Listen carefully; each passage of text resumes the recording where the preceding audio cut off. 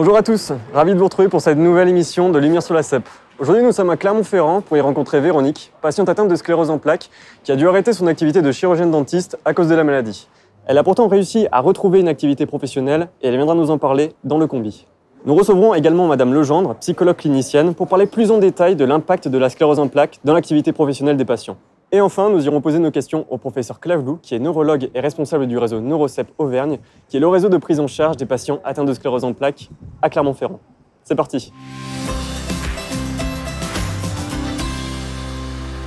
Véronique, bonjour. Bonjour. Comment est-ce que vous avez vécu personnellement l'annonce de la sclérose en plaques? Alors ça a été un vrai coup de massue, ça a été très dur personnellement parce que j'ai eu ma première poussée après la première grossesse.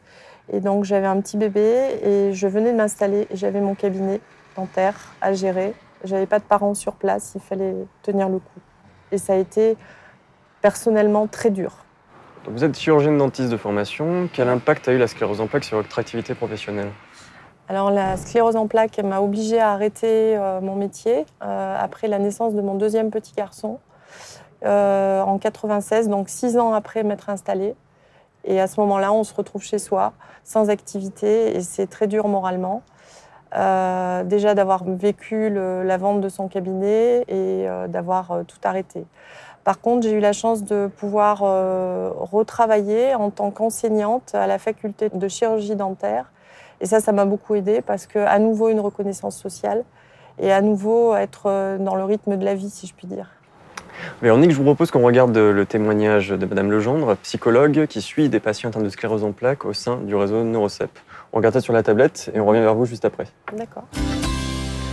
Madame Legendre, bonjour. Bonjour.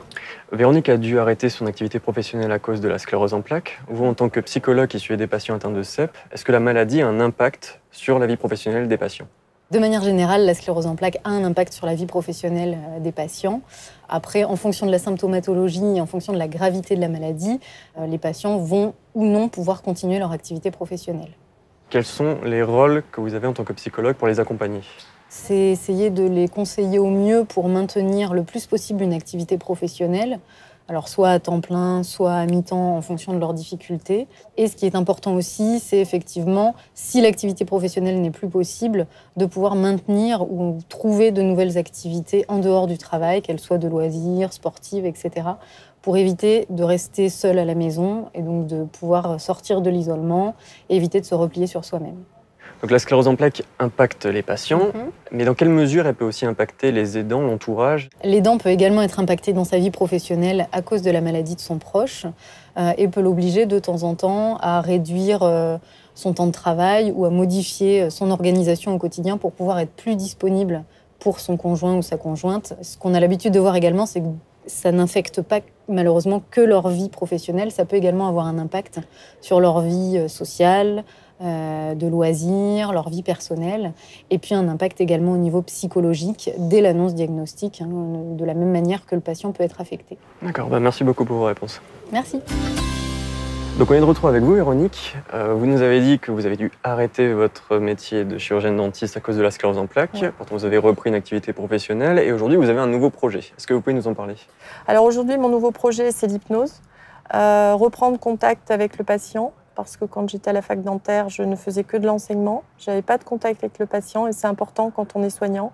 Et là, je vais retrouver avec l'hypnose le soin, le vrai soin pour des patients qui sont atteints de sclérose en plaques pour les aider au quotidien. Et là, je vais retrouver vraiment le contact patient que j'aime. C'est important pour vous ce projet? C'est important pour moi, en ayant cette maladie, de pouvoir aider des gens qui sont dans la même souffrance que moi, en fait. Je pense qu'on est plus proche d'eux, on est plus dans l'empathie. Et en tant que soignant, c'est aussi tirer un bénéfice de ma propre maladie pour aider les autres. Alors, depuis l'annonce de la maladie, est-ce que vous avez des projets, des envies, des passions que vous aimeriez réaliser ou que vous avez déjà réalisées? Alors, des passions, j'en ai plein. Des envies, j'en ai tout le temps. Et je fais beaucoup de sport. Je fais du sport tous les jours. J'ai une activité physique. Et j'essaye d'avoir des projets de voyage. Et là, on a dans peu de temps un projet de voyage en rando à ski en Norvège. Et enfin, pour terminer, est-ce que vous auriez un message à passer aux personnes qui nous regardent? Alors j'ai envie de redonner de l'espoir aux gens qui ont une sclérose en plaques, leur dire aussi qu'il ne faut pas se laisser enfermer par la maladie. Et même si cette maladie nous rappelle à l'ordre au quotidien, il faut continuer à avancer, il faut continuer à avoir des projets et surtout ne pas hésiter à s'adapter.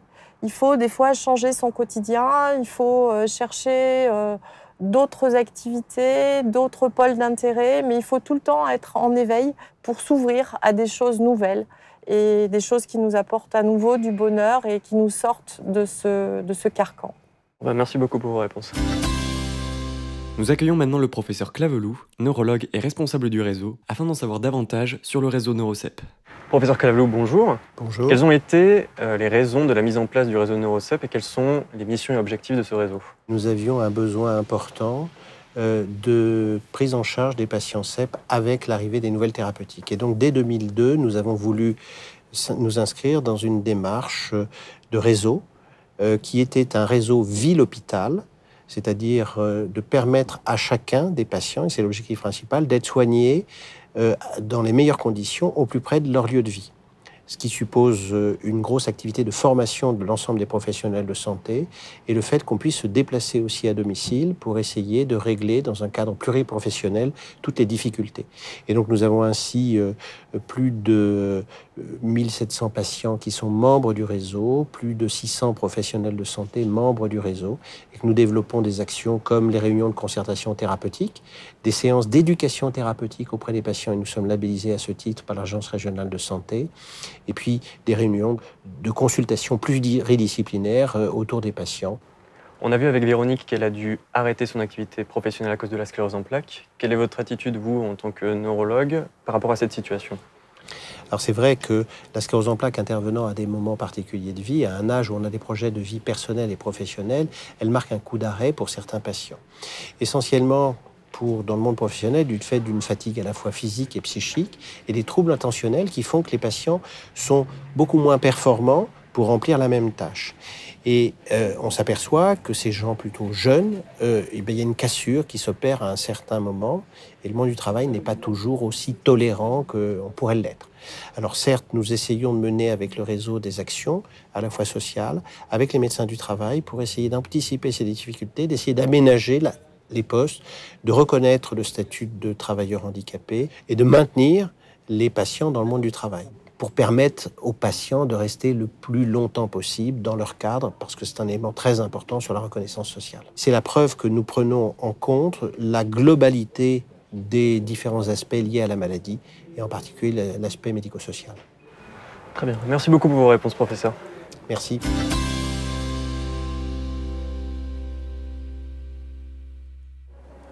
Et voilà, c'est ainsi que se termine cette émission de Lumière sur la CEP. J'espère que vous l'avez appréciée.